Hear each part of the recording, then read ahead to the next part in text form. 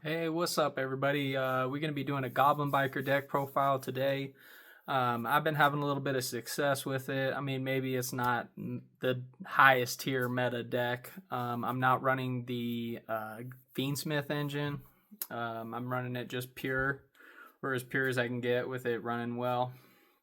Um, yeah, we'll do that, and then we'll jump into a couple of combos and show you end boards and what we're working with. Maybe do test hands, that kind of thing. So.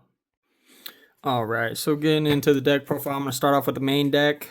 We are running 3 copies of Gone Wild. I've seen a couple of people run it at 2, but opening this card in a pure variant, it's so good. Like, it can be your additional normal summon. It can be your first normal summon. We'll get into that here in a minute.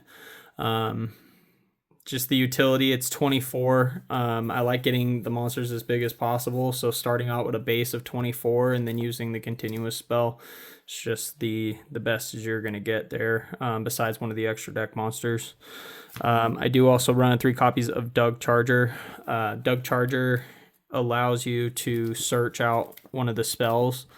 Most of the time, we're just going to be searching that continuous spell because, again, I like to get these monsters as big as possible and gain that additional normal summon, and then also some level modulation. So next, we run 2 copies of Sploder. Sploder is you recur on your opponent's turn. It allows you to special summon from the graveyard, detach a material on your opponent's turn, which allows you to soak up monsters. So it's just part of the strategy in this. So you want to run 2. I have thought about bumping it to 3, but for now we're at 2. I also do run 2 copies of Goblin Biker Mean Merciless. If you have one of these in hand, you normal summon here. This will trigger to special from deck, and then you special summon the Mean Merciless, and then your Mean Merciless can special summon any of your goblins from hand. So that's really good there. It is also good if you start out with this. Say you have this in hand. So you can, and it's any goblin. So you just normal summon Mean Merciless, special summon Gone Wild, special summon another one from deck like Doug, search your spell. So really good there. I run 1 copy of Boomlock. It's just another name, and then it also does have that detach effect, which in the graveyard you can use on your opponent's turn. Mean Merciless would be the best one if you could activate it on your opponent's turn as well. So yeah, so 2, 2, and 1. So that's going to be our Goblin lineup. Support engine, we do run 3 copies of Speedroid Terratops, and then the 1 Takatomborg. It's really good to just be able to special summon, get your combo started. So you go into Gabunga, and then Gabunga effect to search, and then you go Gone Wild, normal summon, and then special summon on another body and get your combo rolling there. 1 copy of Nene. I do run E-Telly in this, so she's going to be our best target for E-Telly. And then I do run 1 copy of Psychic Wielder. It could be the other one. For me, it's not really as detrimental being one or the other. Potentially you could run both and then run 3 copies of E-Telly. I'm just running the 2 Psychics and 2 copies of E-Telly. Nene has that recur effect. Then when she goes to the graveyard again as a material, she stays, and then she gets her recur effect again. So probably your best target. And then Wielder just to special summon himself anytime you have a level 3. That's pretty nice. Moving on to our spells and traps. I run 3 copies of Grand Entrance, Great Searcher.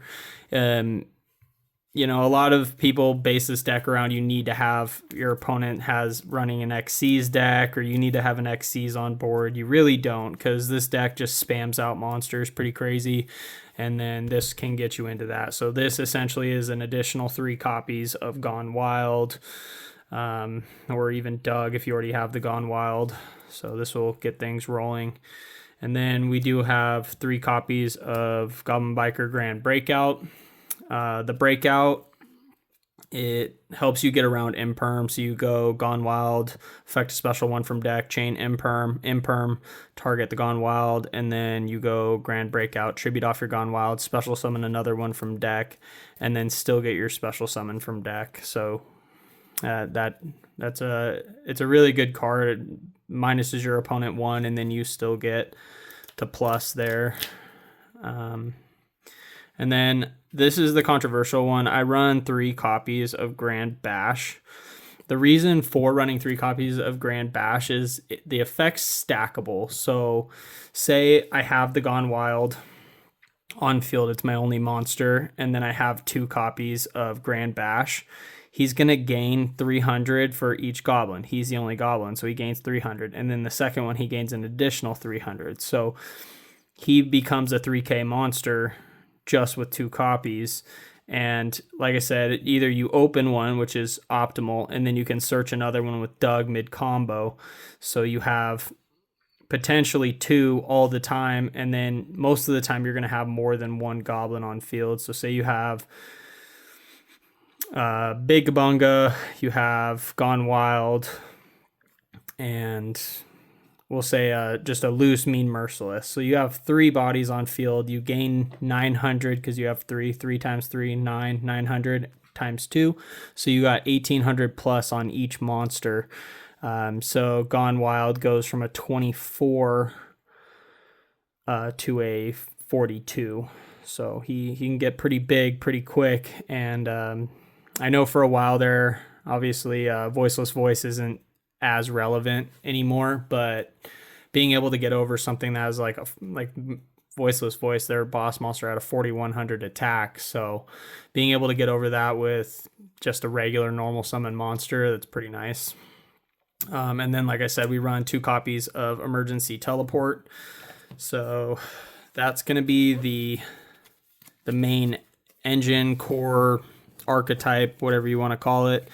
And then we are going to move on to support cards.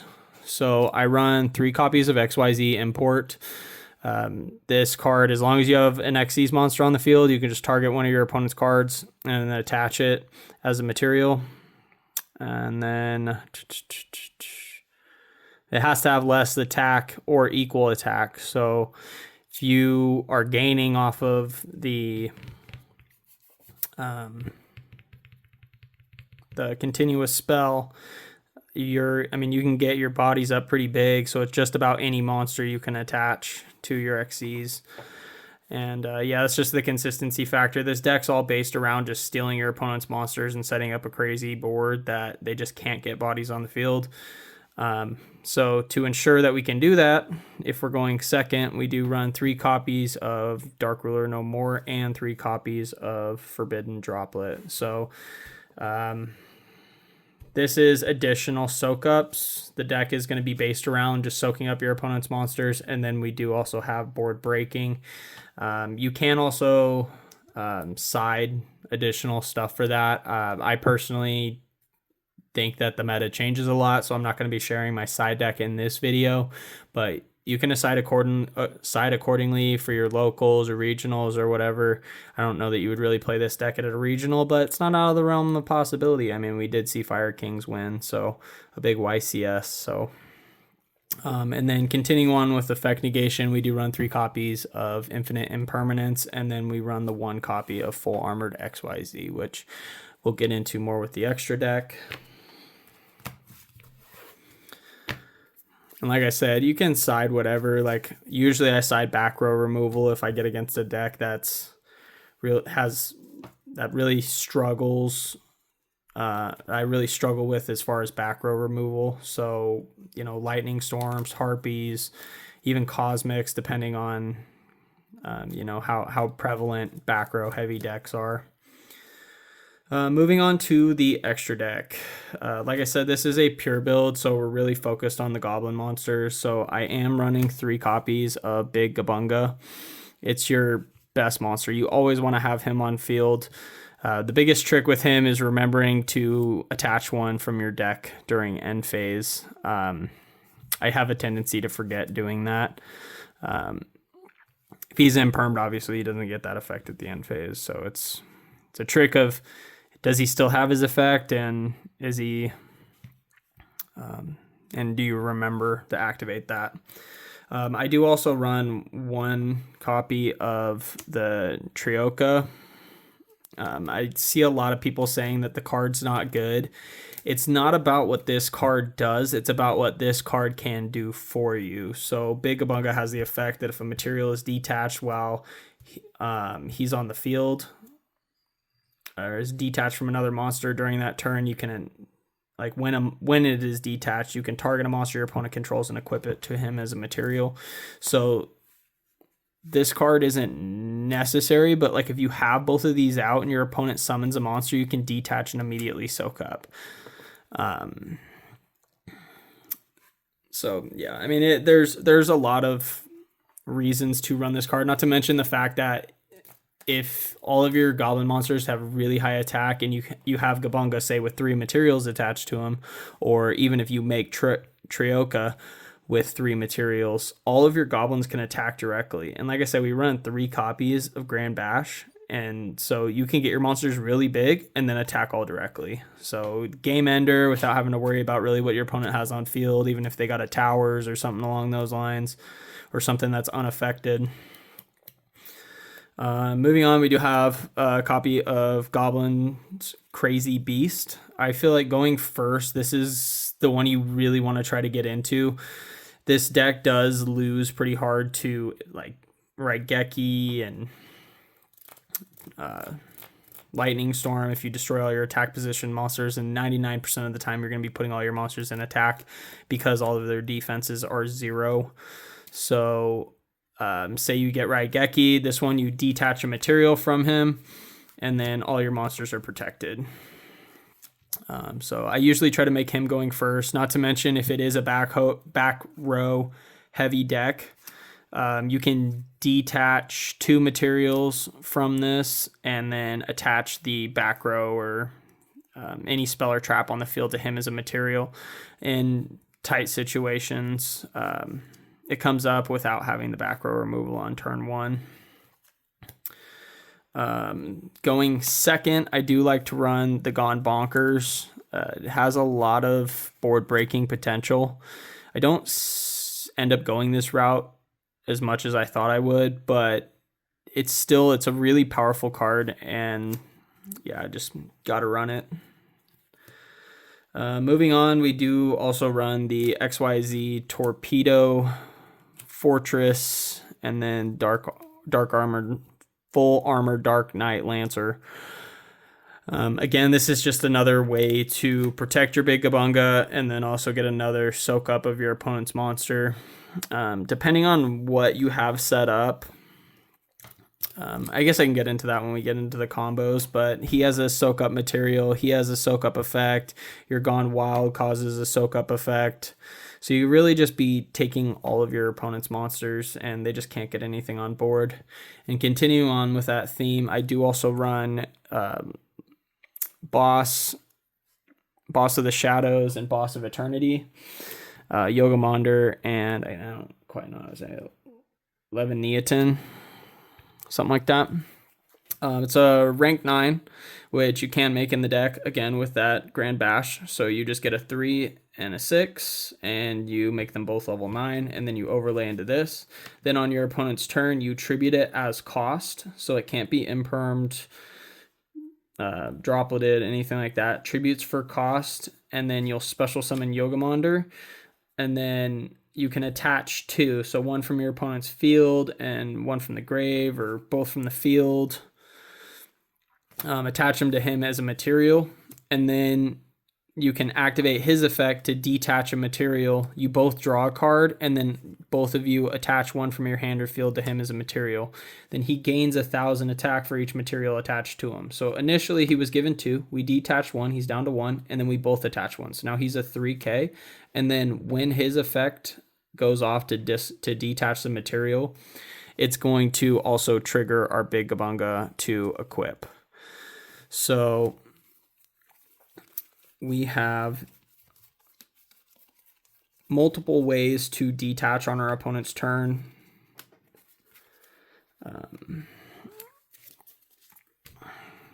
these two detach in graveyard on our opponent's turn.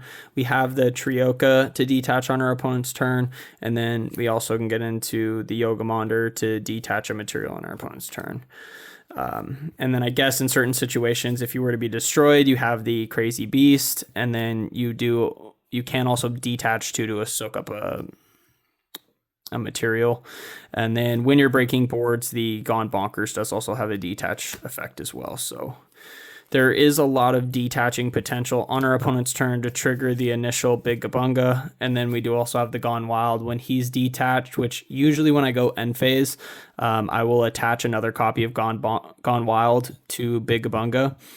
That way, if I have Sploder and Grave, I can go Sploder, detach the Gone Wild to special the Sploder. Then we go Sploder 1, Gabunga 2, Gone Wild 3. Gone Wild will attach a material to Big Gabunga. Big Gabunga will attach another material to Big Gabunga, and then Sploder will special summon the Gone Wild, and then Gone Wild can special something else from your deck. So then you start getting a bunch of bodies. I don't know why I put that one in defense. They all always go in attack, just because their defense is 0. Yeah, so a lot of synergy with this whole soaking up your opponent's monsters, and then, so that's our main goal, is to do all of this soaking up. The nice thing about this deck is you can naturally go into Mirrorlogic Aggregator. You can also make Typhon, and you can make Zeus, and you can make them all properly. So, Typhon has some restrictions.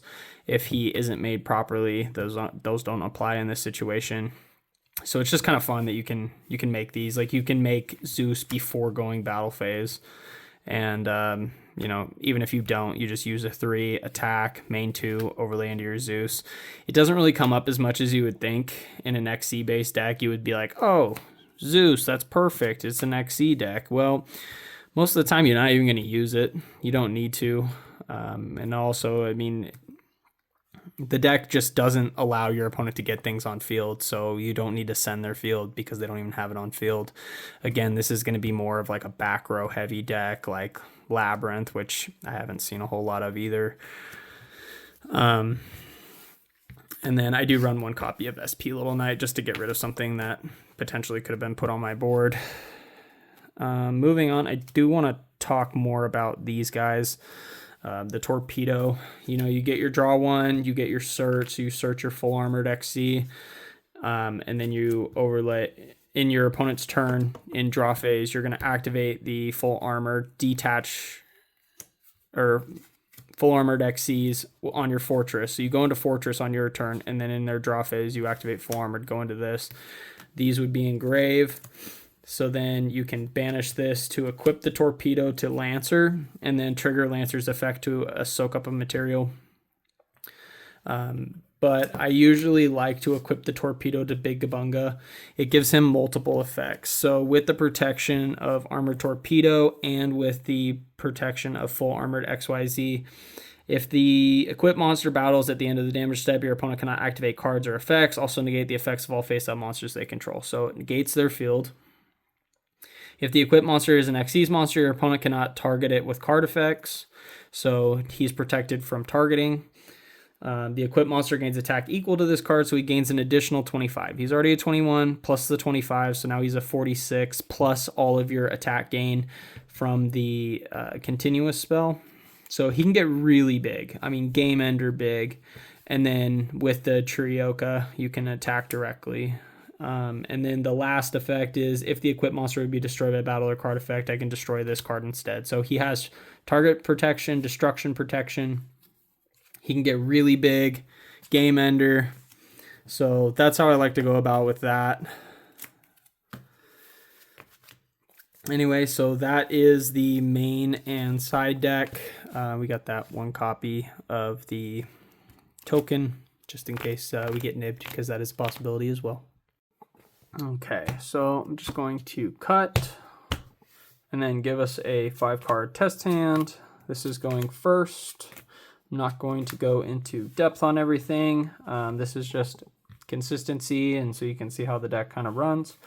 I'm going to go draw phase, activate a copy of E-Teleport. E-Tele is going to special summon our copy of Nene. Then we are going to normal summon our Mean Merciless. Mean Merciless effect is going to special summon a copy of Gone Wild from our hand. Gone Wild is going to special summon one from deck. Here we are going to special summon a Doug Charger. Doug Charger is going to add our Grand Bash. Then we can overlay these two and go into our Big Bunga. Big Bunga is going to add our last name, considering we have the rest. And we add our Boom Mock.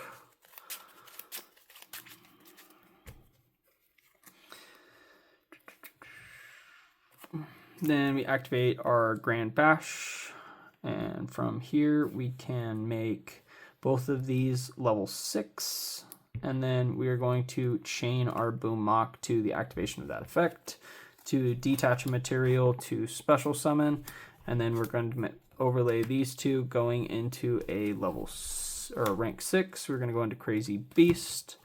Then we can activate Mean Merciless effect Engrave, detach a material to special summon himself. Effect of Nene Engrave to special summon. We're going to overlay these two going into our Armored Torpedo. Then we're going to detach 2 materials for Armored Torpedo and draw a card.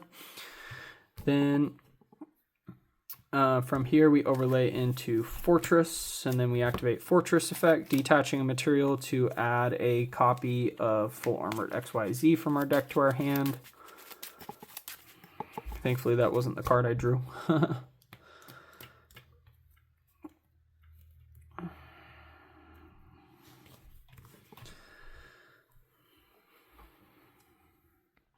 From here, we're just going to set our copy of XYZ import and set our copy of Full Armored XYZ. Revealing, just so we know the consistency of the deck, it is just more combo. This is mainly going to be follow-up for the next turn. In Graveyard, we do have a quick effect on our opponent's turn to detach a material, which will give us an extra body. During end phase, we are always going to want to attach a copy of Gone Wild to our Big Bunga.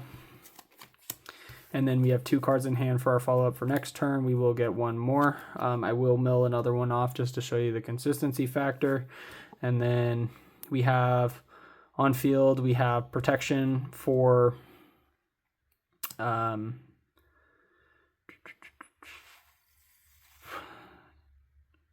we have a destruction protection from Raigeki, Lightning Storm. We do also have a soak up of a spell and trap on the field. We do also have our copy of Big Bunga. When a material is detached from a monster on the field, we can attach one to him. So 1 soak up of a monster, 1 soak up of a spell and trap. When the Gone Wild is detached, we can soak up a monster or a spell or trap. So there's 3 soak ups there. With the Full Armored Fortress, we can, in draw phase of our opponent's turn, we activate the Full Armored XYZ to overlay into Dark Knight Lancer.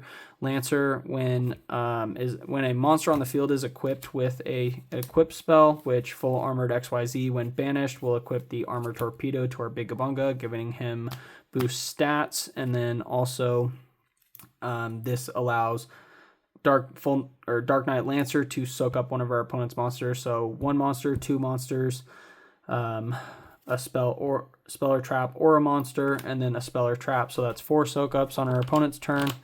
And this is just an opening hand. Usually we would like to see Clatter Splitter in the graveyard to give us an additional follow-up for our opponent's turn. The nice thing is we were left with the Nene on field, so we can go into full Dark Knight Lancer on our turn. So in the case that so when an effect activates, we can activate Boom Mock, detach the material to special summon the Boom Mock, and then we're able to Full Armored XYZ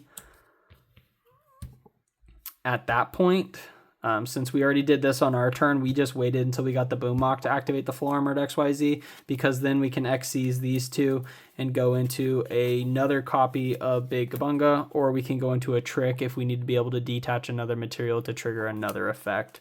But on the summon of Big Gabunga, we can add follow up, which normally in this case is going to be an additional copy of Gone Wild.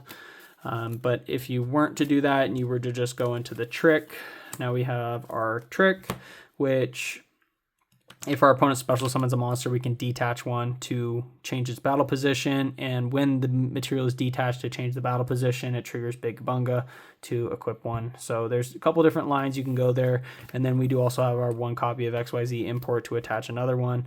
And then, like I said, we do still have the XYZ armor banished to equip the torpedo and then equip one there. So a lot of different things, protection, change the battle position, and then not to mention our Grand Bash, giving them all plus 900. So they all get pretty big. Our weakest one is going to be here, which is going to be a 2600. And then even then,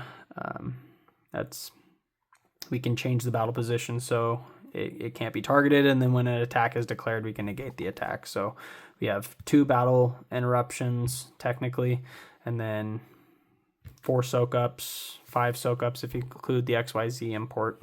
So, yep, that's just a test hand there. The deck can make better boards, just depending on your line and how you get additional stuff to the graveyard. And getting Clatter Sploder, that's probably one of the main things you want to try to do is get her into grave. Anyway,